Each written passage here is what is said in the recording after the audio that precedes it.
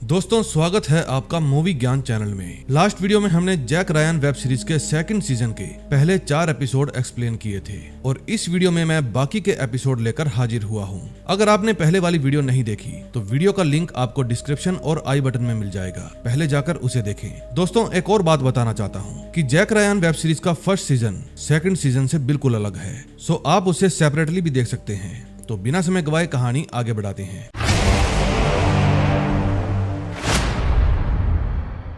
Fifth episode में हम देखते हैं रूपर्ट की मौत के बाद जेरेमी जैक से पूछता है कि उसको किसने मारा। हैरियट बताती है कि इसको मैक्स ने मारा है, जो D&D के लिए काम करता है। फिर वो हैरियट को कार में बिठा देते हैं। जेरेमी जैक से उसकी गन मांगता है और कहता है कि तुम्हें वापस भेजा जा रहा है। हैरियट को भी हम जर्मनी भेज रहे हैं। फिर जाते वक्त जेरेमी जैक को कहता है हैरियट से दूर रहना, तुम्हें लगेगा वो तुम्हारी साइड है लेकिन वो हमेशा अपना ही फायदा सोचती है। फिर वहाँ से बाहर निकलकर जैक रूपर्ट की चाबियां चुरा लेता है और वहाँ से चला जाता है। दूसरी तरफ मार्कस चलता चलता जंगल के बीचों बीच पहुंच जाता है। फिर वो एक ऊंची जगह पर खड़ा होकर जंगल की तरफ देखने लगता है। माइक उस समय सैटेलाइट फुटेज के जरिए उसे ही देख रहा था। वो जेम्स को बताता है कि वो आज सुबह इस जगह पर था, अभी वो ज्यादा दूर नहीं गया होगा। मैंने मैटिस को इसके बारे में बता दिया है, हमने उनकी हेल्प के लिए ड्रोन भी भेजे हैं। फिर वो मैटिस को कॉल करके बताते हैं कि मार्कस ने कोई धुआं देखा है और वो उसी तरफ बढ़ रहा है। वहाँ आसपास जरूर कोई गांव होगा। उनको मिली इंफॉर्मेशन एकदम सही थी। मार्कस धुआं का पीछा करते करते एक कैंप तक पहुंच गया था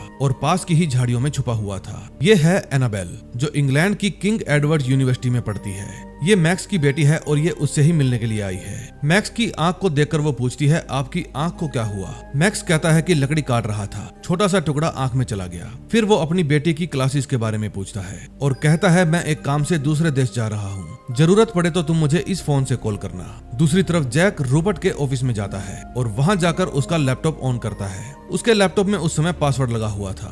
फिर वो अपने दोस्त जेंडर के पास कॉल करता है। जैक कहता है कि मैं एक लैपटॉप ऑन करने की कोशिश कर रहा हूँ, क्या तुम मेरी हेल्प कर सकते हो। फिर जेंडर कहता है क्या तुम मुझे वहाँ लगे लैंडलाइन से कॉल कर सकते हो। फिर जैक उसे लैंडलाइन से कॉल करता है और जेंडर उसके लैपटॉप में से सारी जरूरी इंफॉर्मेशन निकाल लेता है। अगले सीन में हम देखते हैं जेम्स माइक के पास जाता है और बताता है कल मैं मिसिस ग्लोरिया के पास गया था, उन्होंने अपनी तिजोरी में से ये निकाल कर दिया है। यही वो चीज है जिसके कारण उसके हस्बैंड गायब हुए। ये टेंटलम निकालने के काम आता है, जिसे लोग ब्लू गोल्ड कहते हैं। ये बहुत सी चीजें बनाने के काम आता है, जैसे सैटेलाइट, प्लेन जेट वगैरह वगैरह। जैक ने बताया था कि उन्होंने एक ऐसी सैटेलाइट बनाई है जो धरती के नीचे पड़े मिनरल के बारे में भी बता सकती है। उसे फ्लैश लाइटर कहते हैं। इसकी कीमत खरबों में है। फिलहाल तो ये चीन के पास ही है और अगर चीन ने अपनी मुट्ठी कस ली तो पूरी दुनिया में इसकी डिमांड बहुत ज्यादा बढ़ जाएगी। वेनेजुएला के लिए तो मुनाफा ही मुनाफा होगा। फिर वो माइक को कहता है कि ग्लोरिया ने बताया था कि निकोलस के आदमी ने उसकी बेटी को एक गन की बुलेट दी थी। मैं चाहता हूँ कि हमारा कोई उनकी सिक्योरिटी टीम को ट्रेन करे।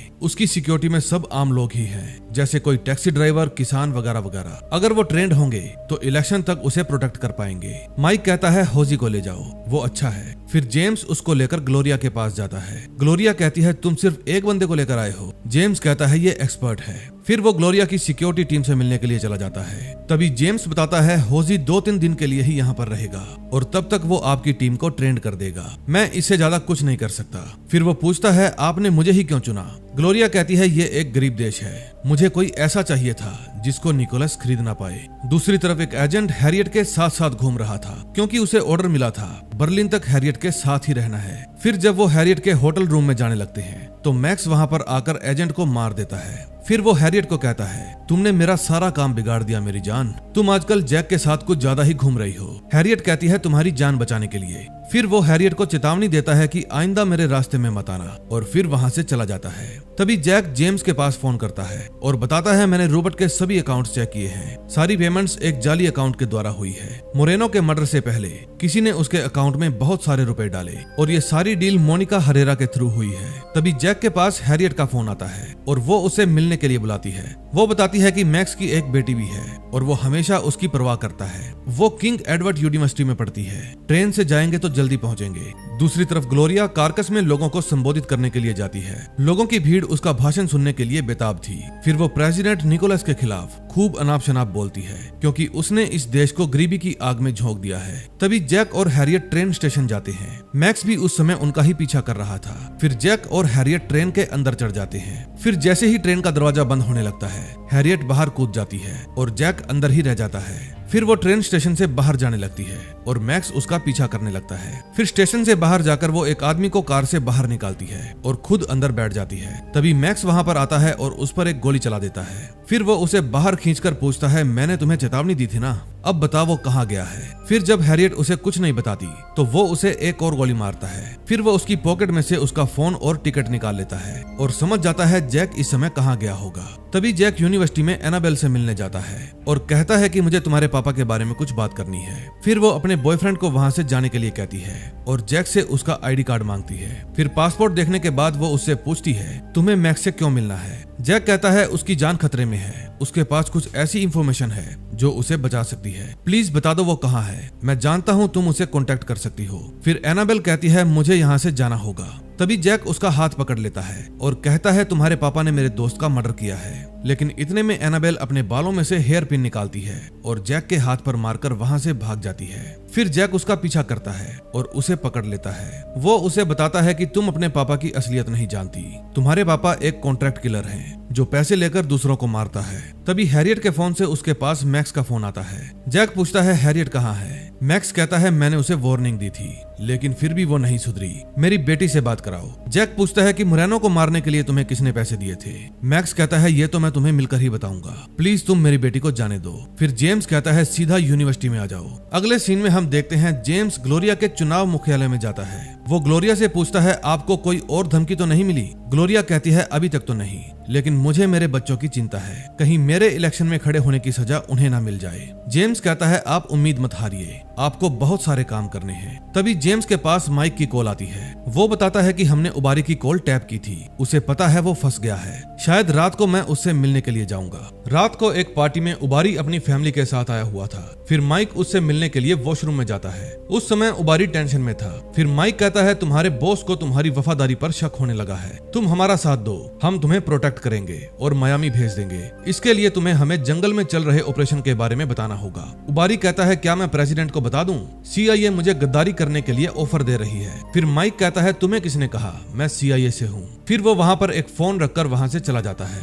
दूसरी तरफ रॉकी अपनी टीम के साथ मैटिस और उसके साथियों को खोज रहा था। तभी मैटिस का साथी डिस्को कहता है मुझे यहाँ कुछ ठीक नहीं लग रहा, मुझे यहाँ कुछ गड़बड़ लग रही है। फिर मैटिस उसे हौसला देता है और कहता है तुम अपने ख्याली पुलाव बनाना बंद करो, देखते जाओ सब अच्छा होगा। उन्हें ये नहीं पता था कि रॉकी अपने कई आदमियों के साथ उनको ही मारने के लिए आ रहा है। अगले सीन में हम देखते हैं जब जैक मैक्स से मिलता है तो वो उसकी बेटी को वहाँ से जाने को कहता है। फिर वो मैक्स से पूछता है कि मुरैनो को मारने के लिए तुम्हें किसने पैसे दिए थे?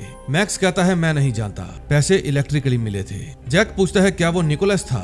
मैक्स कहता है हालात ही कुछ इस तरह के हैं, शक सीधा उसी पर जाता है, लेकिन वो नहीं था और मैं तुम्हें बताऊंगा भी नहीं क्योंकि तुम्हें टेंशन में देखकर मुझे खुशी हो रही है। फिर जब वो अपनी पॉकेट से गन निकालने लगता है तो पीछे से हैरियट उसे शूट कर देती है। फिर वो जैक को कहती है तुम्हें अभी यहाँ से जाना होगा। दोस्तों हैरियट मैक्स की वाइफ थी और एनाबेल इन दोनों की ही बेटी थी। फिर गोली की आवाज सुनकर वहाँ पर एनाबेल भी आ जाती है और कहती है उस आदमी ने पापा को मार दिया। हैरियट कहती है सॉरी बेटा, मैं आने में लेट हो गई। तभी वहाँ पर पुलिस भी आ जाती है, लेकिन अब क्या फायदा। खैर अब देखते हैं नेक्स्ट एपिसोड में क्या होता है। 6th एपिसोड में हम देखते हैं जैक वेनेजुएला वापस आ जाता है। फिर जेम्स उसे लेने आता है और कहता है क्यों हीरो, लंदन से भी भगा दिया तुम्हें? फिर रास्ते में जैक जेम्स से पूछता है क्या आपको मोनिका हरेरा के बारे में कुछ पता चला? फिर जेम्स बताता है कि मोनिका ने ही सिंको पामास कंपनी के लिए लाइसेंस अप्लाई किया था, उसका तो काम ही है फ्रॉड कंपनी सेट करना, हवाला और काले धंधे करना। अब हम वहाँ जाकर चेक करने वाले हैं और उसके बाद तुम चुपचाप वाशिंगटन चले जाओगे। फिर वे मोनिका हरेरा के ऑफिस में जाते हैं और रिसेप्शनिस्ट से कहते हैं हम कनाडा से आए हैं, हमें एक कंपनी बनवानी है। रिसेप्शनिस्ट कहता है मैडम इस समय बिजी है, आप थोड़ी देर वेट कीजिए। फिर वे साइड में बैठकर वेट करने लगते हैं। तभी कुछ देर बाद वहाँ पर कुछ फौजी आते हैं और उन दोनों को बंदी बनाकर अपने साथ ले जाते हैं। ये फौजी मोनिका हरेरा ने ही भेजे थे। मोनिका बहुत पहुंची हुई चीज थी, उसे पता था इन्होंने कोई कंपनी नहीं बनवानी, बस खाली हरासमेंट करेंगे। दूसरी तरफ मैटिस मार्कस को खोजते हुए जंगल में आगे बढ़ जाता है। तभी उनके ऊपर फायरिंग होने लगती है क्योंकि दुश्मनों को पता था वे इस समय कहाँ हैं। दुश्मन सब और उनको घेर लेते हैं। तभी पीछे से मार्कस मार्कस आता है। वो चुपके से सैटेलाइट वाला लैपटॉप उठाता है और उससे रॉकी को हिट करता है। फिर वो अपनी गन लेकर दुश्मनों को ठोकने लगता है और आवाज लगाता है, मैटिस मैं तुम्हें कवर कर रहा हूँ, जल्दी से मेरे पास आ जाओ। फिर मैटिस उससे पूछता है, तुम कहाँ चले गए थे? वो बताता है, मैंने कैदियों का कैंप देखा, फिर जब मैंने गोलियों की आवाज सुनी तो मैं सीधा यहाँ चला आया। तभी उन पर और गोलियां चलती है। फिर मैटिस कहता है, इस ब्रीफकेस में जो भी है उसे जेम्स तक पहुंचा देना, मैं यहाँ रुककर तुमको कवर करूंगा, तुम जल्दी से बोर्ड तक जाओ। फिर वे सब मैटिस को वहीं पर छोड़कर वहां से आगे बढ़ जाते हैं। दूसरी तरफ फौजी जैक और जेम्स को जंगल के बीच में बनी प्रेसिडेंट निकोलस की प्राइवेट प्रॉपर्टी में ले जाते हैं। उबारी भी उस समय वहीं पर था। फिर प्रेसिडेंट उनको देखकर उनके पास आ जाता है और कहता है, प्लीज बैठो, मैंने आप लोगों को लंच के लिए बुलाया है। फिर वो बताता है कि यह दुनिया का सबसे बढ़िया गेम है, लेकिन अमीरों के लिए बना है। इसके एक मैच में हम 50 घोड़े बदल सकते हैं, हर 3 या 4 मिनट बाद एक घोड़ा। फिर जैक कहता है, ज्ञान बढ़ाने के लिए शुक्रिया, हमें यहाँ क्यों बुलाया है? जेम्स कहता है, हम डिप्लोमेट्स हैं, हमें बंदूक की नोक पर यहाँ लाया गया है। प्रेसिडेंट कहता है, जैक तुम मेरे पीछे पड़े हो अपने दोस्त मोरेनो के कत्ल का इल्जाम मुझ पर लगाने के लिए, जबकि मैं असली खूनी को सजा दिलवा चुका हूँ। जैक कहता है, जिसने सीनेटर मोरेनो को मारा था उसका नाम मैक्स था और वो कल लंदन में मारा गया, इसलिए आप हमें झूठ बोल रहे हैं। प्रेसिडेंट कहते हैं, तुम्हें लगता है कि तुम मुझे जानते हो, पर जो भी अनुमान तुम मेरे बारे में लगा रहे हो वो सब गलत है। तुमने मेरी कद्र ही नहीं की। मैंने मर्डर के इल्जाम को इतनी जल्दी सुलझाने की कोशिश की, अब सब कुछ बदल चुका है। दूसरी तरफ मैटिस अपना सामान एक पेड़ के नीचे रख देता है और खुद थोड़ी दूर जाकर छिप जाता है। फिर जब कुछ सिपाही उसे ढूंढते हुए वहां आते हैं तो बम फटने के कारण उनकी धज्जियां उड़ जाती है। फिर बम की आवाज सुनकर मार्कस मैटिस के पास जाने लगता है, लेकिन डिस्को उसे रोक लेता है और कहता है, हमें यहाँ से जाने का ऑर्डर मैटिस ने ही दिया था। मार्कस कहता है, वो मेरे लिए वापस आए थे, इसलिए मैं उन्हें छोड़कर नहीं जाऊंगा। तभी दुश्मनों से लड़ते लड़ते मैटिस के पांव में एक गोली लग जाती है और वो पेड़ के पास एक खड्डे में गिर जाता है। फिर लड़ते लड़ते उसे एक और गोली लग जाती है, लेकिन फिर भी वो हार नहीं मानता। लेकिन जब यमराज ही लेने के लिए आ गया हो तो क्या ही कर सकते हैं। मौके पर उसकी गोलियां खत्म हो जाती है। फिर कुछ फौजी आकर उसे ठोक देते हैं। फिर जब मार्कस वहां पर पहुंचता है तो देखता है उन लोगों ने मैटिस को मार दिया है और उसकी बॉडी को अपने साथ ले जा रहे हैं। वो उन पर गोलियां चलाने ही वाला था, लेकिन उसका साथी उसे गोली चलाने से मना कर देता है और अपने साथ वापस ले जाता है। अब प्रेसिडेंट अमेरिका के खिलाफ एक भड़काऊ भाषण देता है और वेनेजुएला में घुसपैठ करने के लिए उनकी आलोचना करता है। उसका भाषण सुनकर वेनेजुएला के लोग अमेरिका के खिलाफ हो जाते हैं और यूएस एम्बेसी के आगे प्रदर्शन करने लगते हैं। तभी वहां पर जैक और जेम्स भी आ जाते हैं और वे अपनी कार को लेकर एम्बेसी के अंदर घुस जाते हैं। फिर जैक को देखकर माइक भड़क जाता है और कहता है, मैंने तुम्हें यहाँ से जाने को कहा था, दरअसल तुम्हें पता ही नहीं है टीम वर्क क्या होता है। तुम खुद ही अपने फैसले लेते हो और खुद ही उस पर इम्प्लीमेंट करने के लिए निकल पड़ते हो। फिर जेम्स कहता है कि जैक के इरादे गलत नहीं थे, ये जो मोनिका हरेरा नाम की औरत है यही इन सब के साथ कनेक्टेड है। उसी ने ही मैक्स को पैसे देकर सीनेटर मोरेनो की हत्या करवाई थी। मानो या ना मानो प्रेसिडेंट की फटी पड़ी है। तभी वहाँ एक बंदा आता है और माइक को कहता है कि राजदूत महोदया ने आपको बुलाया है। दूसरी तरफ रॉकी मैटिस की बॉडी को लेकर अपने आदमियों के साथ बेस कैंप पर पहुंच जाता है। मार्कस, डिस्को और एलन उनके पीछे पीछे कैंप तक आ जाते हैं। वे देखते हैं कि उन फौजियों ने मैटिस की बॉडी पर से जूते, जैकेट, बेल्ट सब कुछ उतार लिया है। ये सीन देखकर वो और ज्यादा परेशान हो जाते हैं और वहाँ से चले जाते हैं। दूसरी तरफ लोगों का रोष और भी ज्यादा बढ़ते जा रहा था।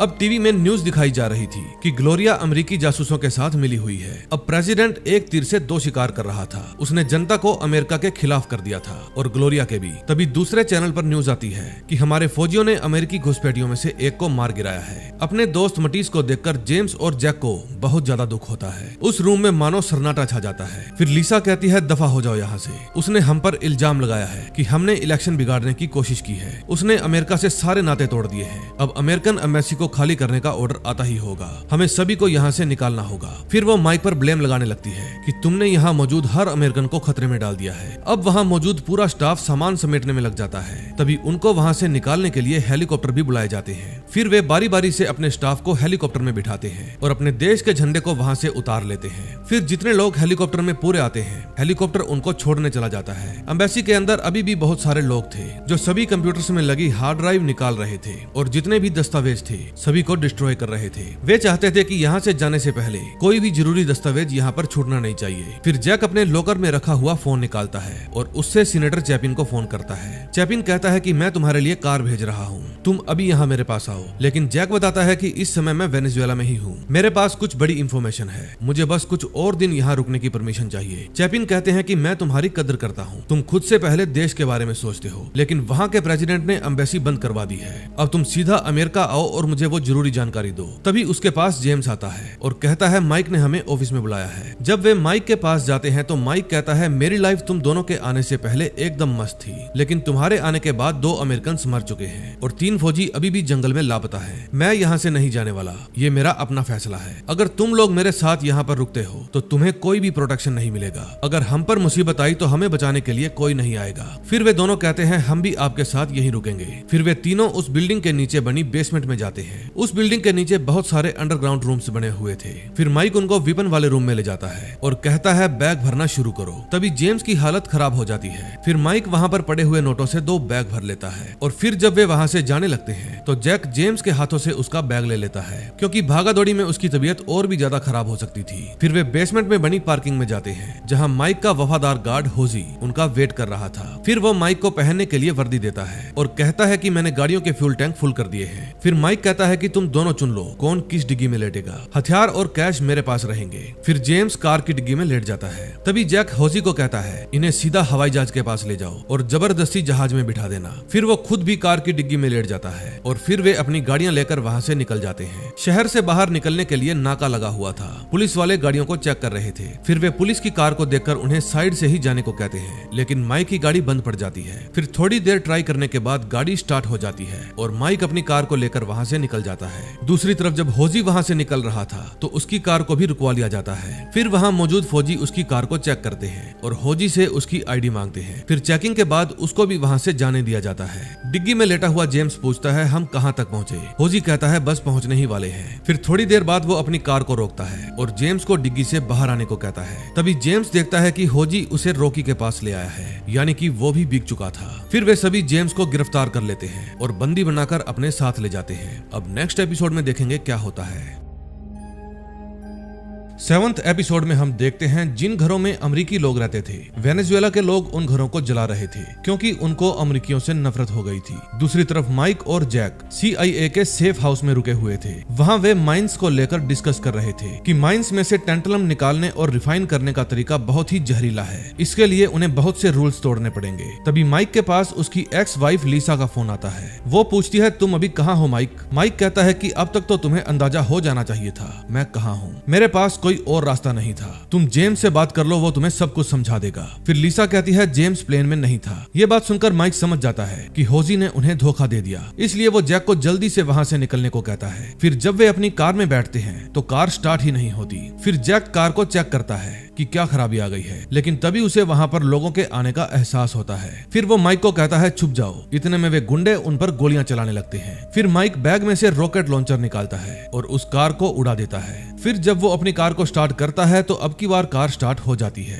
और फिर वे वहां से निकल जाते हैं। अगले दिन सुबह उबारी पिछली रात जिन घरों में आग लगा दी गई थी वहां जायजा लेने जाता है। उन जले हुए घरों को देखकर उसे काफी अफसोस होता है कि वेनेजुएला की गद्दी की राजनीति इस देश को किस मोड़ पर ले आई। तभी वहां पर एक लेडी आती है और कहती है कि तुम्हारी यहाँ पर आने की हिम्मत कैसे हुई, ये सब तुम्हारे ही आदमियों ने किया है, इसके पीछे प्रेसिडेंट निकोलस का हाथ है, तुम लोग हत्यारे हो। दूसरी तरफ रॉकी जेम्स को टॉर्चर कर रहा था। वो उससे पूछता है बता वे लोग कहाँ गए हैं, वरना तुझे मारकर CNN चैनल पर दिखा देंगे। उसकी बात सुनकर जेम्स हंसने लगता है। फिर इस बात से रॉकी चिढ़ जाता है और उसे मार मार कर बेहोश कर देता है। तभी प्रेसिडेंट निकोलस अनाउंसमेंट करते हैं कि मुझे डर है अमेरिकी इस चुनाव में दखलंदाजी करेंगे, इसलिए हमने ये फैसला किया है कि राष्ट्रपति के चुनाव कल सुबह ही होंगे। उसकी अनाउंसमेंट सुनकर ग्लोरिया कहती है मैं पहले ही जानती थी ऐसा ही कुछ होगा, अगर ये करप्ट ना होता तो मैं इसके खिलाफ इलेक्शन ही क्यों लड़ती। अब हमें ही गली गली जाकर लोगों को जागरूक करना होगा कि चुनाव कल ही हो रहे हैं, सोच समझकर वोट डालें। तभी वहां पर पुलिस वाले आ जाते हैं। फिर उनको देखकर ग्लोरिया उनके पास जाती है और पूछती है क्या बात है। पुलिस वाला कहता है प्रेसिडेंट निकोलस ने हमें आपकी सुरक्षा के लिए भेजा है, हमें यहाँ दंगे फसाद की खबर मिली थी। ग्लोरिया कहती है प्रेसिडेंट की दरिया दिली के लिए शुक्रिया, लेकिन हमें आपकी हेल्प नहीं चाहिए। फिर वो ऑफिसर कहता है आपके पास कोई चॉइस नहीं है, ये उनका ऑर्डर है। अगले सीन में हम देखते हैं माइक और जैक होजी के घर जाते हैं। उनको देखकर होजी डर जाता है। फिर माइक पूछता है जेम्स कहाँ है। होजी कहता है मैंने उन्हें एयरपोर्ट पर छोड़ दिया था। फिर माइक उसके ऊपर गन तान देता है और कहता है कि जब तुझे गोली लगेगी तभी तू सच बोलेगा क्या। फिर वो बताता है कि निकोलस के आदमी उसे जंगल कैंप में ले गए हैं। जैक कहता है तुम हमें वहाँ पर लेकर चलोगे। वो कहता है वहाँ सिक्योरिटी बहुत टाइट है, वहाँ पूरी आर्मी होगी। फिर जैक कहता है हमें तुम्हारी कार चाहिए। फिर होजी उनको अपनी कार की चाबी दे देता है। फिर माइक कहता है तुम कार स्टार्ट करो, मैं अभी आता हूँ। फिर माइक उसको उसकी गद्दारी की सजा दे देता है और फिर वो उसकी कार लेकर वहाँ से चले जाते हैं। रास्ते में माइक कहता है कि हम बचे कुचे ASD सोल्जर से मिलेंगे और फिर हम सब कोलंबियन बॉर्डर की तरफ जाएंगे। एक बार यहाँ से निकल जाएं, फिर मैं जेम्स को बचाने के लिए रेस्क्यू टीम भेजूंगा। जैक कहता है वो रेस्क्यू टीम का वेट नहीं कर सकते, उनको हार्ट प्रॉब्लम है। माइक कहता है अगर हार्ट प्रॉब्लम है भी तो हम दो क्या ही कर लेंगे। जैक कहता है पैसों से काम चलाना पड़ेगा। तभी उबारी अपने घर जाता है। उसकी वाइफ उससे पूछती है तुम इतने उदास क्यों हो। उबारी कहता है निकोलस ने वो इलाका पूरी तरह से जला दिया जहाँ हम पले बड़े हुए। उसने करीब 1 दर्जन मासूमों की जान ले ली जिसमें बच्चे भी शामिल थे। अब मुझे अपने परिवार के लिए डर लग रहा है। उसकी वाइफ कहती है कि वो हमें नुकसान कभी नहीं पहुंचाएगा। उबारी कहता है मैं निकोलस को अच्छे से जानता हूँ, वो एक हत्यारा है, लेकिन मैं उसे अपनी मनमानी नहीं करने दूंगा। अमेरिकियों ने मुझे सुरक्षा देने का वादा किया है, अगर मैं उनकी मदद करूँ तो। उसकी वाइफ कहती है कि हमारे जीवन भर की पूंजी यहीं पर है, हम इसे छोड़कर कहीं नहीं जाएंगे। लेकिन उबारी कहता है कि हम अमेरिका जाएंगे, तुम 2 सूटकेस में जितना भी सामान आए ले लेना। दूसरी तरफ माइक अपनी वाइफ लीसा के पास कॉल करता है और उसे वेनेजुएला में मिलिट्री भेजने के लिए कहता है। लीसा कहती है मुझे कभी भी मिलिट्री ऑपरेशन के लिए परमिशन नहीं मिलेगी। माइक कहता है जेम्स को 35 कैदियों के साथ रखा गया है, वो भी फिजिकल कंडीशन खराब होने के बावजूद। जल्दी से ब्लैक हॉक को भेजो, वे कैदी सरकार के खिलाफ होंगे, तभी तो निकोलस ने उन्हें जंगल में छुपा रखा है। फिर लीसा कहती है मैं देखती हूँ मैं क्या कर सकती हूँ, लेकिन एक बात का ध्यान रखना, ये ह्यूमन राइट्स मिशन होगा, एक भी गोली नहीं चलनी चाहिए। फिर माइक कहता है मुझे एक और हेल्प चाहिए, क्या तुम यहाँ की सैटेलाइट बंद करवा सकती हो। उसकी बात सुनकर लीसा कहती है तुम्हारी डिमांड बढ़ती जा रही है, मैं ऐसा कुछ नहीं कर पाऊंगी। तभी हम देखते हैं कि जेम्स को होश आ जाता है, उसके साथ और भी कई कैदी बंद थे। फिर वो बाकी कैदियों से पूछता है कि तुम लोग कौन हो। फिर उनमें से एक बताता है कि हम में से कुछ पॉलिटिशियंस हैं जिन्होंने निकोलस को चुनौती दी, कुछ न्यूज रिपोर्टर्स हैं और कुछ टीचर्स हैं। हमने नाइंसाफी के खिलाफ आवाज उठाई थी, इसीलिए उसने हमारा घर और नौकरियां छीन ली। हमारे घर वालों को तो ये भी नहीं पता कि अब तक हम जिंदा हैं। क्या अमेरिका से तुम्हें कोई बचाने आ रहा है। लेकिन जेम्स के पास इस बात का कोई भी जवाब नहीं था। दूसरी तरफ जैक ने अकेले ही उस कैंप में जाने का प्लान बना लिया था। माइक कहता है मैं 100 तरीके सोच सकता हूँ तुम्हारा प्लान नाकामयाब होने के। जैक कहता है इसीलिए तो मैं तुम्हें अपने साथ नहीं ले जा रहा, ताकि कोई गड़बड़ हो तो कोई तो होना चाहिए प्रेसिडेंट के खिलाफ सबूत पेश करने के लिए। उसने वहाँ पर बोट बुला रखी थी। फिर वो हथियारों और नोटों के बैग को बोट में रखते हैं। फिर जैक वहाँ से चला जाता है। माइक पीछे से आवाज लगाता है मरना मत। दोस्तों इस बोट में वही तीनों सोल्जर थे जो जंगल से वापस लौटे थे और अब वे जैक को लेकर दोबारा जंगल में जा रहे थे। फिर वो नोटों वाला बैग लेकर सीधा जोश के पास जाता है। जोश कहता है तू मरने के लिए फिर आ गया, और ये पैसे किसके लिए लेकर आया है। जैक कहता है तुम्हारे लिए। जोश कहता है तू बिना हथियार के आ गया, बहुत हिम्मत है तेरे में, अगर मैं तुम्हारे पैसे रखकर तुम्हें गोली मार दूं तो। जैक कहता है फिर तुम्हें ऐसे ही नोटों से भरे हुए 5 बैग और नहीं मिलेंगे। एक प्रिजन कैंप है यहाँ से 15 किलोमीटर दूर जंगल में, हमें वहाँ से किसी को निकालना है। फिर जोश कहता है कि मुझे 2 बैग अभी और 8 बैग काम होने के बाद चाहिए, भूल चूक लेनी देनी माफ। फिर उनमें डील डन हो जाती है। दूसरी तरफ वो कैदी जेम्स से पूछते हैं बाहर की दुनिया में क्या चल रहा है। जेम्स बताता है कि वेनेजुएला में इलेक्शन होने वाला है। ग्लोरिया नाम की एक लेडी है जो उसे टक्कर दे रही है। तभी उनमें से एक बूढ़ा निकल कर आता है। वो कहता है ग्लोरिया मेरी वाइफ है। उस रात प्रेसिडेंट निकोलस जनता में जोरदार भाषण देते हैं। फिर भाषण के बाद डिनर टेबल पर वो उबारी को बताते हैं कि आज की रात बेमिसाल थी, तुम्हें वहाँ पर होना चाहिए था, वैसे तुम थे कहाँ। उबारी कहता है कि मेरी बेटी के बॉयफ्रेंड के साथ हमारी एक मीटिंग थी। बच्चे कितनी जल्दी बड़े हो जाते हैं। तभी प्रेसिडेंट को कोई आदमी बुलाने के लिए आता है। फिर वो उबारी को लेकर वहाँ से चले जाते हैं। फिर जब वे नीचे जाते हैं तो उनके आदमी उन्हें बताते हैं कि सैटेलाइट बंद हो गई है, शायद अमेरिकियों ने ही उसे बंद करवाया है। फिर निकोलस कहता है कि ऐसा करो तुम सभी कैदियों को मारकर जंगल में दफना दो। फिर उसकी बात सुनकर उबारी कहता है कि निकोलस तुम सारी हदें पार कर रहे हो, वे करीब 30 लोग हैं। निकोलस कहता है 30 नहीं 41 हैं। इतने में जैक अपने आदमियों के साथ उस कैंप की एंट्रेंस पर पहुंच जाता है। फिर वो उस सूटकेस से सैटेलाइट के जरिए अंदर का एरिया देखने की कोशिश करता है, लेकिन सैटेलाइट तो बंद हो चुकी थी। फिर जोश कहता है भाड़ में गई सैटेलाइट, अब यहाँ तक आ ही गए हैं तो अंदर भी चलेंगे। फिर वे चुपके चुपके आगे बढ़ते हैं। तभी उनको गोलियां चलने की आवाजें आती है। फिर आवाज सुनकर वे भागकर अंदर जाने लगते हैं। फिर वे कैंप के अंदर जाकर देखते हैं, उन्हें वहाँ पर एक भी आदमी दिखाई नहीं देता। फिर वे चौकन्ना होकर और अंदर जाते हैं। जिस जगह कैदियों को बांध रखा था वहाँ भी कोई नहीं था। फिर वे जिस तरफ से गोलियों की आवाज आ रही थी उस तरफ जाने लगते हैं। वे सभी लोग वहीं पर थे और कैदियों को मारकर खड्डे में डाल रहे थे। फिर वे सभी वहाँ पर पहुँच जाते हैं और सभी गुंडों को ठोक देते हैं। फिर जैक जेम्स को आवाज लगाता है, लेकिन जेम्स उन्हें नहीं मिलता। फिर वो खड्डे के अंदर उसे तलाशने लगता है। जेम्स उसे वहाँ पर भी नहीं मिलता। फिर एक कैदी कहता है, तुम जेम्स को ढूंढ रहे हो। आधा घंटा पहले वे उसे साथ ले गए। अगले सीन में हम देखते हैं उबारी प्रेसिडेंट हाउस के बाहर खड़ा होकर सिगार पी रहा था। तभी वो देखता है कि रॉकी जेम्स को लेकर इसी तरफ आ रहा है। फिर वो प्रेसिडेंट के पास जाता है और पूछता है कि CIA ऑफिसर यहाँ पर क्या कर रहा है? तुम क्यों ये सब बर्बाद करने में लगे हो, जिसको हासिल करने में हमने अपनी पूरी जिंदगी लगा दी? तुमने उस जगह को भी बर्बाद कर दिया जहाँ पर हम पले बड़े हुए। वो हमारा घर था। फिर निकोलस कहता है, नहीं, हमारा घर ये है। मैंने हमेशा वो काम किया जो तुम कभी नहीं कर पाए, और अब भी मैं वही काम कर रहा हूँ जो हम दोनों के लिए सही है, लेकिन तुम्हें तो मुझ पर भरोसा ही नहीं है। फिर वो एक चाकू लेकर उबारी का गला काट देता है। अब लास्ट एपिसोड में देखेंगे क्या होता है। लास्ट एपिसोड में हम देखते हैं ग्लोरिया पुलिस वालों की निगरानी में एक चर्च के अंदर बैठी हुई थी और बाहर होने वाले इलेक्शन की तैयारी चल रही थी। प्रेसिडेंट हाउस को पहले से ही सजाया जा रहा था क्योंकि प्रेसिडेंट निकोलस श्योर थे कि जीत उन्हीं की होगी। उबारी की वाइफ बार बार उनके पास कॉल कर रही थी, लेकिन उसका फोन स्विच ऑफ आ रहा था। फिर वो उसे मैसेज करती है कि जल्दी घर आ जाओ, मुझे आपकी फिक्र हो रही है। तभी कैंप में जैक उन लोगों की वीडियो बनाने लगता है जिनको उसने रेस्क्यू किया था। वो हर उस इंसान की वीडियो बनाता है जो जिंदा थे और मर गए। तभी मार्कस अपने दोस्त मैटिस की बॉडी को देखकर अफसोस मना रहा था क्योंकि उसी की बेवकूफी के कारण वो मारा गया। फिर वे मैटिस की बॉडी को एक बैग में डालने लगते हैं ताकि उसको अपने साथ ले जा सके। दूसरी तरफ ग्लोरिया की फैमिली टीवी में न्यूज सुन रही थी कि रुझान के मुताबिक निकोलस की जीत होनी तय है और वो भी भारी बहुमत से। फिर ग्लोरिया कहती है, मैं वोट डालने जा रही हूँ। तभी उसका बेटा कहता है, मैं भी आपके साथ चलूंगा। ग्लोरिया कहती है, तुम्हें साथ ले जाने में मुझे खुशी होगी। तभी जैक ने जो वीडियो बनाई थी वो उस वीडियो को कई न्यूज चैनल के साथ शेयर कर देता है। फिर जब वो बाहर आता है तो जोश उससे पूछता है, तुम्हारे आदमी की कोई खबर मिली? जैक कहता है, गार्ड्स ने बताया है वे उसे प्रेसिडेंट हाउस ले गए हैं। फिर जोश कहता है, अब हमारा काम खत्म हो गया है,